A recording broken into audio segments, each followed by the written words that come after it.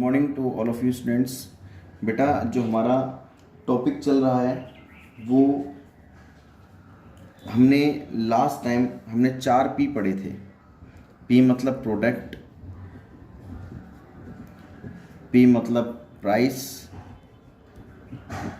P मतलब place और P मतलब प्रमोशन। इनके बारे में पढ़ा था मिक्स,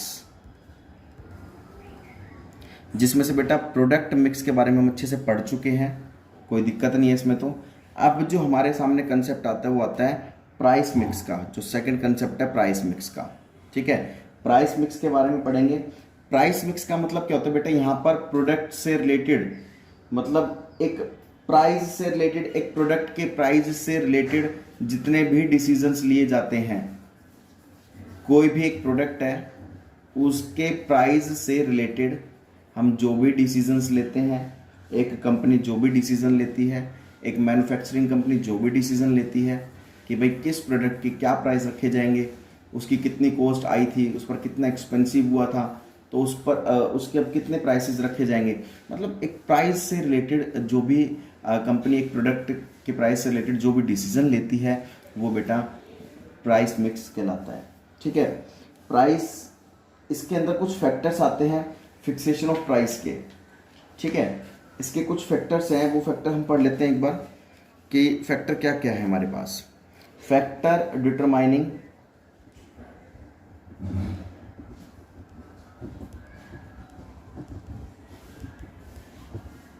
फिक्सेशन ऑफ प्राइस।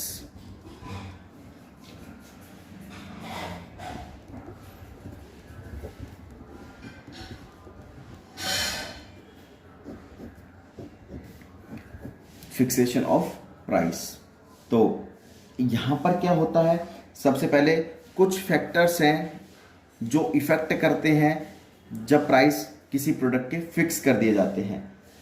सबसे पहला जो आता है बेटा वो आता है product cost.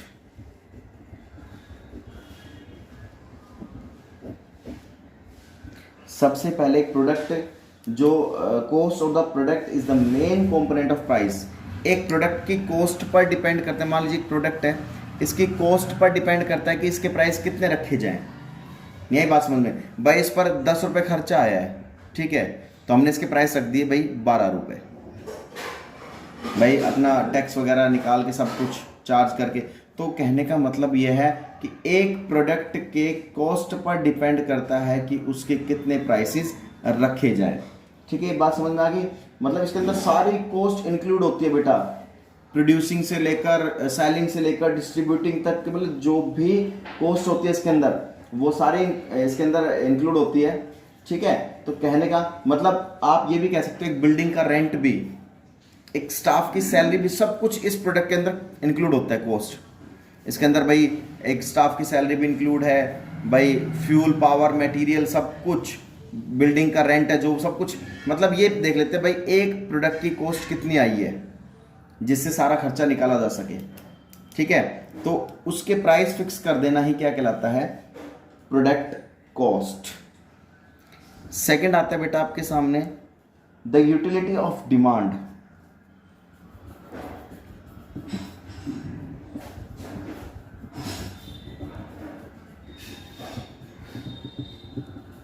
The utility of demand. Demand एक सिंपल सी बात है, as the lower limit of the price is decided on the basis of product cost, similarly the upper limit is decided on the basis of utility provided by the product and the intensity of demand. आपने कभी पढ़ा हो कि price और demand में always negative relation होता है, पढ़ा होगा बेटा आपने। प्राइस जब किसी के इंक्रीज होते हैं तो डिमांड उसकी डिक्रीज हो जाती है, जब किसी के प्राइस डिक्रीज होते हैं तो डिमांड उसकी इंक्रीज हो जाती है। ये बात आपने अच्छे से पढ़ी होगी, इकोनॉमिक्स में पढ़ी होगी। तो कह रहा है इलास्टिसिटी ऑफ डिमांड या यूटिलिटी ऑफ डिमांड, ये कह रहा है कि relative change in the demand due to change in price. जैसे ही देखो एक प्राइस कब इफेक्ट करेगा? मान लीजिए कस्टमर की डिमांड चेंज हो गई, वो अब दूसरे प्रोडक्ट की डिमांड कर रहा है, तो जाहिर सी बात है जब दूसरे प्रोडक्ट की डिमांड कर रहा है तो उसके प्राइस में भी चेंजमेंट आएगा। हो सकता है उसके प्राइस कम हो सकता है उसके प्राइस अब ज़्यादा हो। तो कहने का बेटा मतलब एक ये समझ लो कि एक कस्टमर की डिमांड पर भी एक प्रोडक्ट के प्राइस बहुत रिफ्लेक्ट करते हैं। तो एक प्रोडक्ट के प्राइस एक कस्टमर की डिमांड पर भी निर्भर रहते हैं कि एक पता नहीं कस्टमर की कब डिमांड चेंज हो जाए। कह रहे ना small change in price result in large change in quantity demanded. Price small changes, price कम, कुछ भी चेंजेस हो गया, हल्का सा प्राइस कम हो गया, डिमांड बहुत ज़्यादा बढ़ जाएगी। हल्का सा प्राइस बढ़ गया, डिमांड बहुत ज़्यादा कम हो जाएगी। तो एक कह रहे हैं प्राइसेस में स्मॉल चेंजेस आने से क्वांटिटी डिमांडेड बहुत ज़्यादा डगमगा जाती है। तो ये बात समझ में आ गई। अगर नेक्स्ट है थर्ड जो टॉपिक है, extent of competition in the market. Extent of competition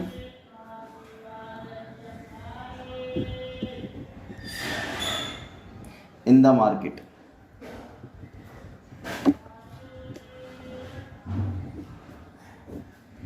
extent of competition in the market, इसमें क्या है बेटा, सबसे इसके अंदर इंपॉर्टेंट बात तो ये देखो कि जब प्रोडक्ट कॉस्ट, देखो the product cost set the lower limits of the price and the utility of the product determines the upper limit of price but the it is actually extent of the competition which fixes the price of the product.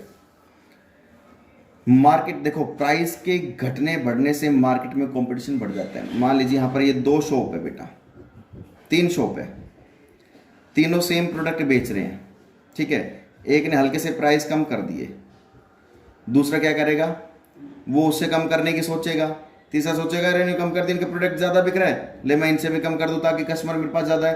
तो एक देखो सारे खेल किसका हो गया, price का हो गया। मतलब प्राइस कम कर दी हल्के से, और देखो कंपटीशन कितना बढ़ गया, मार्केट में कंपटीशन एक्सटेंड हो गया, बढ़ गया मतलब। तो कह रहा है प्राइस से मार्केट में जो कंपटीशन लेवल है वो भी बढ़ जाता है। ये बात समझ में आ गई बेटा कि एक प्राइस से बहुत चीज़ें रिफ्लेक्ट होती है, डिपेंड करती है प्राइस पर। तो इन चीज़ों का बेटा खास तौर से ध्यान दें। जो फोर्थ टॉपिक है जो वो है government and legal regulation. Government and legal regulation. Government and legal regulation में क्या है, if the price of the commodity and services is to be fix as per the regulation of the government, it should also be borne in mind. Government can declare a product as an essential product or regulate its price. मतलब कह रहा है कि जो एक बार government ने किसी product के प्राइस को फिक्स कर दिया है तो ये दिमाग में बिठा लेना चाहिए कि भाई इसके प्राइस तो यही रहेंगे, यहाँ घट बढ़ नहीं सकते। अब मान लीजिए 3 दुकानें थी, गवर्नमेंट ने जो प्राइस फिक्स कर दिया है ना, वो ये घटा कर नहीं बेच सकते, ना बढ़ाकर बेच सकते हैं, ना ये कर सकता। ऐसे करने पर बेटा इनके प्रति कानूनी कार्रवाई की जा सकती है। हाँ, जो इस प्रोडक्ट के प्राइस यही डिटरमाइन करेंगे तो वो घटा बढ़ा सकते हैं, लेकिन गवर्नमेंट के रूल्स रेगुलेशन से कोई छेड़छाड़ नहीं की जाएगी, ये ध्यान रखना। ये बात समझ में आ गया। प्राइसिंग ऑब्जेक्टिव्स, एक वर्ड आता है बेटा प्राइसिंग ऑब्जेक्टिव्स। प्राइसिंग ऑब्जेक्टिव्स का मेन ऑब्जेक्ट क्या होता है प्राइस का, कि डिमांड को ज़्यादा से ज़्यादा इंक्रीज करना, ठीक है। किसी प्रोडक्ट के प्राइस को हम अगर फिक्स कर देते हैं तो देखो हर किसी का मेन ऑब्जेक्ट क्या होता है, प्रॉफिट अर्न करने का ऑब्जेक्ट होता है।